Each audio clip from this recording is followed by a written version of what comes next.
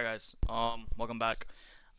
Today, bro, I'm not gonna lie, bro, I have been out of my mojo for like a while, but not for a while, but these past two trading days I have been like out of my mojo. But today was a loss.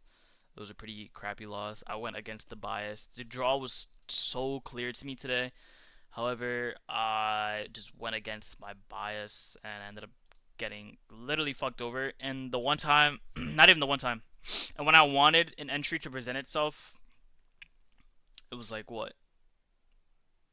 It was already too late because by the time the entry presented itself is when I got stopped out, and I'm not gonna get stopped out and re-enter in the way I want it to. That's practically like gambling or like revenge trading in a way, because it's like I knew it was the right one, but I'm still not gonna do it because it's gonna seem like revenge trading since it was like seconds after. Oh, I just got stopped out. Let me enter again. Like that's practically revenge trading, so I'm not gonna do that. So let's talk about today's day and like the whole outlook of today. First things first, obviously we had that weekly crash. What I want price to do long term is come into this weekly gap. So with that in mind, like I honestly want to see I want to see us book this weekly gap. I don't know when, but I want to see us book this weekly gap. Hopefully this week. So with that in mind, obviously we're going to have some manipulation. I have been getting caught in the manipulation pretty recently, but I mean, hey man, what is there to do besides just study up and fix it? Um, so with that being said, coming in the market open, if we look at the 4 hour, we've had a V-shaped recovery, and price practically just made its way to equilibrium of the range. During the overnight session, we ended up just coming into equilibrium of the overnight. Well, coming into equilibrium of this whole 4 hour range. From there on the hourly, we ended up coming in booking an not booking. We ended up creating a high time frame SMT on the hourly, and on the 15-minute, to be more precise, we ended up booking protected SMT with previous day highs. And it was London session high. So with that in my mind, coming in the market open, I was already bearish. I went against the trend, bro. That's so dumb of me. But in my mind, I'm already bearish because one, we already came into a key level. Excuse me. We already we made a high time frame SMT and an SMT at a key level. So obviously we're playing divergence theory. This high time frame key level should be protected. Like it should not get touched at all whatsoever, right? Or if it does get touched, one index will touch it, sweep it, create another SMT while the other index doesn't, and then from there, boom. Those SMTs are protecting this whole area, right? If we're playing divergence theory. And obviously we're gonna play divergence theory because divergent SMT divergences are so freaking, bro. They're so clutch, it's insane. But excuse me. Anyways, so yeah, we had a high time from SMT with both indexes. Right here, as you can see, ES made a lower high, Nasdaq made a higher high during London session. So obviously, I marked all my levels, and from there, I practically got the ball rolling. I wanted to see shorts, and I ended up getting caught in the manipulation because not ES, both these indexes ended up opening, sweeping out London session lows, and from there, I thought we were gonna book this high. I'm not gonna lie, cause we broke 5 minute structure. We ended up creating a 5 minute breaker as well. So I was like, okay, wait, what are we doing? And I'm not going to lie, this was obviously the manipulation. I had a good feeling this was the manipulation move because I looked on when ES and Nasdaq took the low. We did not make any SMT. So price put a fake low, from the market open because we did not create an SMT from a session open. Instead, we created the SMT during other previous sessions at its high time frame. So these are protected, right? These highs are protected. We did not put an SMT here. And while I was noticing that, I was like, okay, wait, we didn't put an SMT here. But let's just see where price wants to go. So we swept out these lows, and people obviously longed. I obviously tried to catch it on the longs to target London session highs. But like I just said, we're playing divergence theory. SMT divergences, especially on a higher time frame key level, very, very, very probable. I don't know why I was out of my mojo targeting this when I knew this was going to be protected. Obviously, I didn't know, no, but high probability states that it's going to be protected. So let's go to 1 minute. And I'm not gonna lie, one thing I have noticed recently while tracking on my Notion is that all my good trades have all my good trades start with a probable SMT, right? Start with a high probable SMT. All my good trades. Oh my god, bro. Oh my lord. Okay. All my good trades literally start with a high probable SMT. Did this trade that I was in have a high probable SMT? No, it did not. I'll show you guys right here. I literally this was really a bullshit ass entry. I'm not gonna lie. Oh my god. Damn, bro. This is pretty unfortunate. We ended up not having any SMT, as you guys can see. We ended up putting a fake low, so obviously we're gonna come in. Excuse me, we're gonna come and run this low. We were generating sell side. We flipped the first presented, which ended up like having me question just a little bit. But I don't really use the first presented like that. Sometimes when I do, like when it's beneficial, today was not a day when it was beneficial. Today was just a day where I just used it just because. And I shouldn't have done that, to be honest.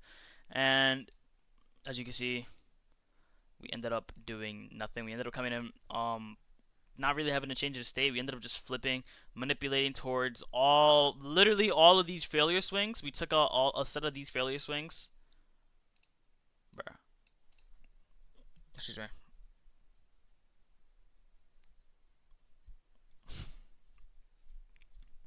Ooh, excuse me.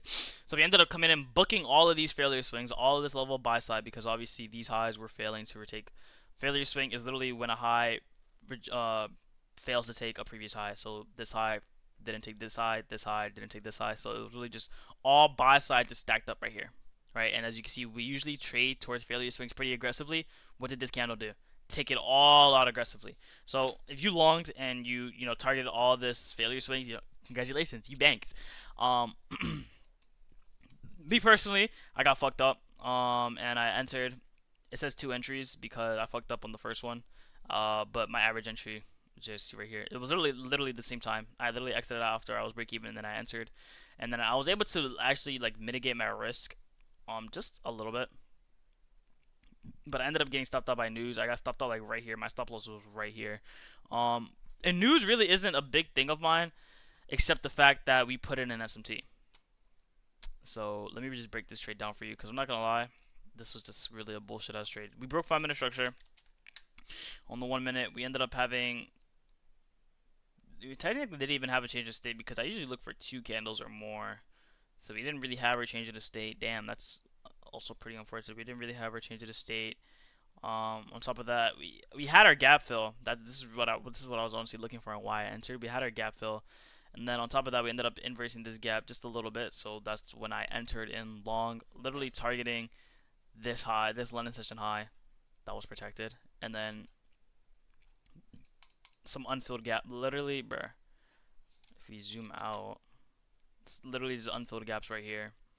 But like I said, that trade just made no sense because one, divergence theory. In the back of my head, I knew these were protected highs, so I don't know why I would go against the high time from SMT, especially if it was right here. So these should really be. We should not come back. We should not touch this at all.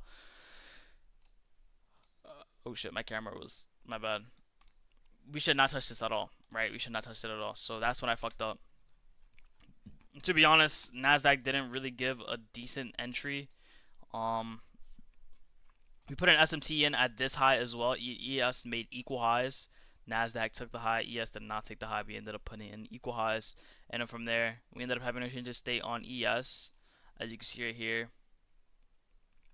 This was the actual trade idea, but I was already in the trade, and we ended up coming in, filling in this gap, and filling in this gap as well. Excuse me. Ended up coming in, filling in this gap, and then we also came in and filled in this breaker block right here, and then from there we ended up coming down, targeting this gap exactly like how I wanted. My draws and liquidity for the day was London session lows and this hourly gap that I wanted. Obviously, longer term, I want this. I feel as though we would want to come and get this. We would want to come and get this gap, but my draws and liquidity for the day was this hourly gap and London session lows. But since I saw London session lows got booked, I thought price was going to just reverse and take out London session highs, but like I said, we didn't put in any SMT. So in reality, it was just a fake low of the day. Not a low of the day, but like a low, just generating sell side liquidity. Because if we didn't put in SMT, if we didn't put in an SMT at a session high, these lows are really not protected. But since we put in an SMT at these highs and it's a high time frame high, these highs are protected, and I should have known since we had what? We also had another SMT divergence Excuse me. It wasn't on the 5 minute, but we had a 1 minute. One thing I also noticed of what ES did that I should have known this was I should have known to not go against my bias. I said a long time ago that this is something I backtested too. I said a long time ago that the first gap, like right before 9:30, like the right before the first 15-minute gap right before 9:30, if we inverse that gap, chances are we're gonna go to that draw on liquidity that is above it or below it. However, if we respect it, chances are we're going to continue in the way that price was going. I said this a while ago on my TikTok. If you actually like scroll way, I said it a while ago because I actually backtested it and I was actually using it part of my strategy. Like sometimes I will look on the 15 minute and then scroll on the 5 minute and then go on the 1 minute to make sure everything on the time frame was literally aligned to the tick. On the 15 minute, we respected this gap so insane, bro. We respected this gap insanely good. At 10, we ended up just coming in and literally just, excuse me, my bad. And we respected this gap to the tick. We filled in everything we needed to fill in, and we ended up putting in that SMT there, and we ended up coming into this order block too. And then from there, as you can see, this was a beauty of a trade. My trade was just messed up, to be honest. In my opinion, this trade had no SMT, had no prominent SMT backing up on it. If I shorted like I wanted to originally, this trade would have had two SMTs corresponded by it because the first thing I look for is a prominent SMT. If I don't have a prominent SMT, I shouldn't be trading, or I shouldn't like, you know, have a good trade setup. I should just be waiting. And shorts obviously had a prominent SMT, high time frame, lower time frame, change in the state all the way down here from news. We didn't have a gap fill, but however we did have a breaker block entry, and then from there it targeted these lows and the gap.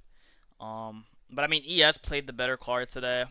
Honestly, this would be a day where I would say like I need to study more.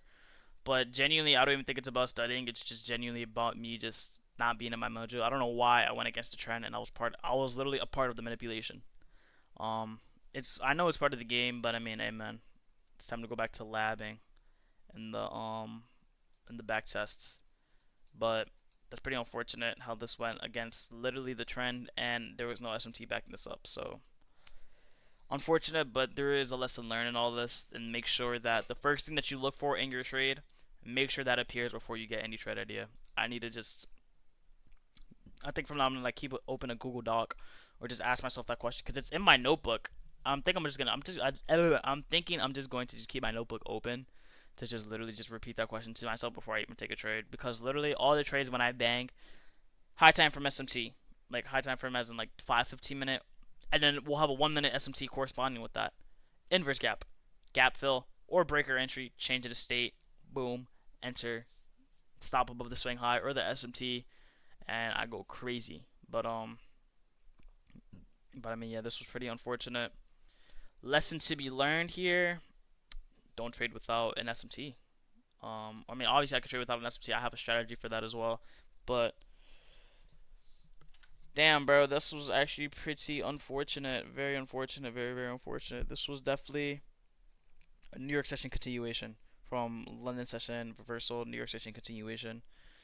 Um, but I mean, yeah, we manipulated to put in the SMT, and then we had a reversal, New York session, manipulated, and then had the continuation. So that's damn, bro. That's such an unfortunate loss. Like I'm not gonna beat myself up over it, but you know, it's something that I just damn, bro. It's pretty unfortunate, but tomorrow we'll be back. We'll be better than ever. I hope you guys enjoyed the video so much. I will see you guys in the next one tomorrow. I don't know why this is like that. There you go. I'll see you guys in the next one tomorrow. What do we have tomorrow? Excuse me. Okay, we have nothing tomorrow, so tomorrow should be cool. Unemployment claims Thursday, and then nothing on Friday. So we'll see. Maybe that's pretty much it. I love you guys so much. Thank you guys for watching the video. This is a very unfortunate loss, but it's okay.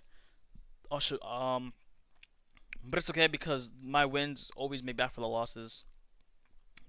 I'm not really tripping. I'm just mainly beating myself up. I'm mainly beating myself up over the fact that I went against my own bias and what I had wanted to see, and I went against literally all of that. So that's pretty unfortunate. But I mean, yeah, that's pretty much it. I'll see you guys in the next video tomorrow. I love you guys. Peace.